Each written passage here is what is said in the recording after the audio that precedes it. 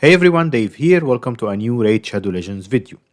In today's video, we're talking about the July fusions that Plarium just announced. He is this guy, Gnut the Dwarf, who was also in today's Call of Arbiter episode. So, this is really good news because finally, after two bad fusions, we're having a really good one. Something that I want to highlight here that in yesterday's video, I made 4 predictions about this guy, and 3 of them actually turned out to be true. So I predicted that he's going to be the next fusion, it's going to be a traditional fusion, and he's going to be really good. Only the tone part that I got wrong, but 3 out of 4 predictions right. Come on. Yeah, that's a good percentage there. So if you want another reason to follow the channel, if you're not following us already, hit that subscribe button. I can predict stuff happening in game quite accurately. I know them so well. So yeah. Anyways, so this guy is really good, and we'll talk about his kit in a minute here. So he's going to be a traditional fusion. This means that you'll need to get 16 copies of the rares and fuse them into the epics and then fuse them into the Lego, which is not here.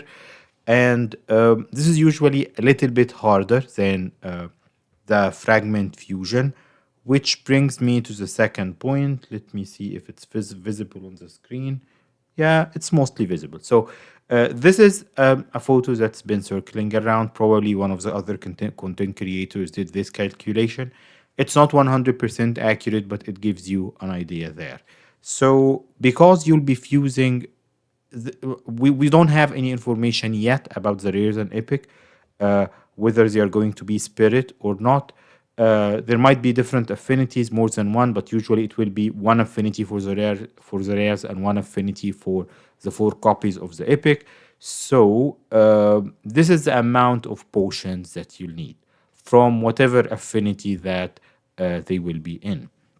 So make sure once we know about the rare and the epics in the next few days from content creators who got access to the test server, start making sure that you have 160 from the affinity potions and 80 from the arcane potions, and then 64 and 80, so that's like 140, 150 from the medium ones, and then again like 110 from the medium arcane ones.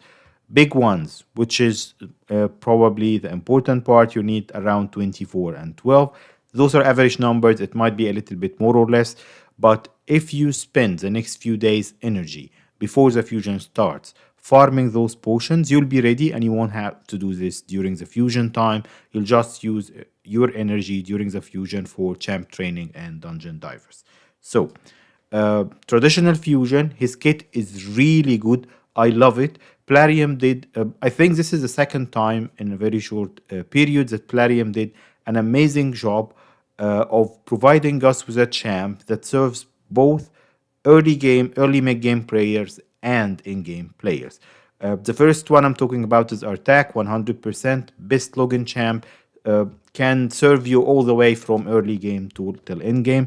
This guy is exactly the same. Let's go through his kit and I'll tell you why I think that. So his A1 hits 3 times, got a 100% chance of decreasing the turn meter by 15% for each hit. So that's 45% guaranteed with weak hits, of course, because he's spirit, so he will weak hit against magic affinity. But he will decrease the turn meter of Fire Knight. Everybody's talking about him being one of the best solutions for Fire Knight, normal and hard. He's like Allure. Allure will decrease the turn meter a little bit more, but this guy got much more going to his kit. So A1, great. It also applies freeze if the turn meter doesn't drop. This specific freeze part is for Fire Knight hard. So he can serve you in Fire Knight. He can serve you in Spider, like an Armiger or whatever. So he's like your Lego Armiger here with much more in his kit. So amazing A1, one of the best in-game A1s ever. Let's go to the A2, 3-turn cooldown. 100% chance, we're talking with books here, of placing decrease attack and weaken. And also places counter attack on him for 2 turns, making him take this counter attack and do the turn meter depletion A1. So that A2 is an AoE. I believe it also gave him a use in Arena.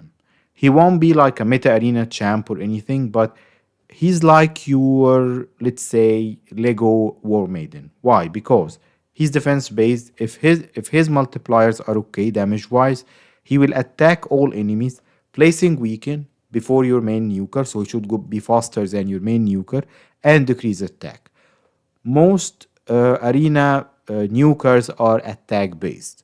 So, by placing decrease attack and weaken, you are increasing the damage that your main nuker will do going after him and decreasing the amount of damage they will hit back with if they survive. And because he's defense based, he will survive. And then he can just start doing his A1 and A3 and just kill whoever is still standing from the enemy team. Maybe the reviver or whatever. So let's go into the A3. A3, though it's not written in the kit here, but from what I'm hearing from Nubraids and HH, probably that's from the information that Plarium released to them. This A3 is enemy max HP. That's great for Hydra, great for Clan Boss, great for like lots of bosses actually, Doom Tower Hard or whatever. Uh, so attacks also 3 times, decreases target's defense, stacking up to 30% after 10 hits. So that's like four times he's using this. Each hit heals this champion by 30% of the damage dealt. So he's defense based, he's tanky, he got a mechanism within his kit to heal himself, which is amazing. Let's go, probably like the rest of his kit is hidden behind me, but let me read it to you. So his passive is when counter attacking, he's dealing 100% damage instead of 75%, which is what counter attack usually does. So he places counter attack on himself. You can use him on a clan boss comp with counter attack. He's doing more damage than regular champs. Uh, yeah, and that's really good. Basically, I see a lot of use for him. This champ can be used all over the game. In PvE, early arena, he can be used, not high gold 5 or platinum, but he will help you with early arena and he's defense based. All dungeons, Hydra, clan boss if you're lacking a champ. So really good kit there. And the last thing is the aura in dungeons, dungeon only aura, but it's accuracy by 80, which is the highest accuracy aura, I believe, if I'm not mistaken. Yes, limited to dungeons, but that's where he will shine anyway. So great kit. This is a must-do fusion. Go for it if you have been saving resources because of the past 2 fusions that we just had in the last 2 months. This is the one you've been waiting for. It's a traditional one, worth your time and effort. Let's all go for it. My only concern, and we'll know, I guess, by next week, because one of the things that they are doing irregularly, usually we had the fusion starting on Thursday, but this one is starting on Monday, the 3rd of July. So it's starting on Mondays instead of Thursday. So that's something to take care of there. The thing that I'm talking about actually is that, so in the Chaos Fusion, Luriaka or whatever she was called, they did 2 summon rushes. So they robbed us from the champ chase, which we could do with Fragment Fusion or Relic Keepers and Broadmows and all of that stuff. So yeah, if they do this again, it's going to be bad. It might be a special case for this month's fusion for June for Luriaka, because they had 2 guaranteed champs, Demetha and Aniri, during those 2 summon rushes. So it wasn't a bad deal for players who wanted these champs, though of course, unless you had 50 voids saved, which is a very high number, probably you needed to pay if you wanted to get those 2 champs. But anyways, we'll know when this fusion start, if they will also do it with 2 summon rushes or they will give us back the champ chase. I'm hoping for the champ chase. So let's see, and I'll comment on that once the fusion starts. Something funny that I noticed with this champ is his name. So Hell Hades was commenting that his design, it's good. It got a lot of good details, but he's saying he doesn't look like a Lego. He expected more royalty with like a helm or a big shield or whatever. But I like the design. My funny comment is about the name. That name, Gnut or Not. Usually Raid tends to use longer names, like, I don't know, Razen Scarhide. Well, Arbiter is short, but it's a bit special. So this name looks like it's too short. So yeah, like I don't have the game open right now, but I think that a lot of names, especially the most recent ones for the dwarfs and everything, tends to be longer names. But looks like they're starting to release some shorter names. That might be the shortest name in the game, actually, only 4 letters.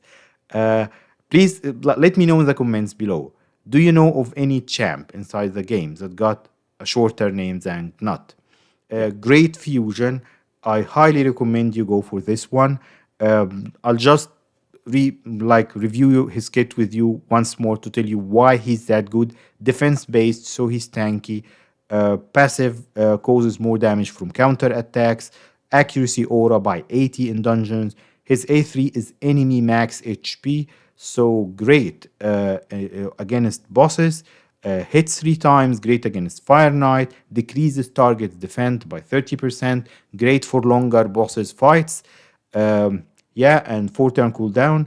A2 is an AoE placing 100%, not placing, it's a hit, but 100% chance of placing the big version of decrease attack and weaken on all enemies. So an AoE, which is great for some content in the game and waves.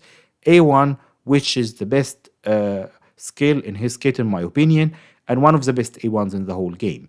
3 times, 100% chance of decreasing the target turn meter by 15%. So decreasing the target turn meter basically by 45% using his A1, unless he weak hits. If not, then he will applying freeze. Also 100% chance, so great for Fire Knight. That's very specific to Fire Knight hard. Great kit, useful everywhere, even in early time arena, and he will be also useful in clan boss. Okay, so let's go. I'm very excited about this one, which is good. Start farming potions, and as soon as the fusion starts on Monday, we'll start talking about the plan and how we can get this guy. Thank you for tuning in today, and I'll see you next time.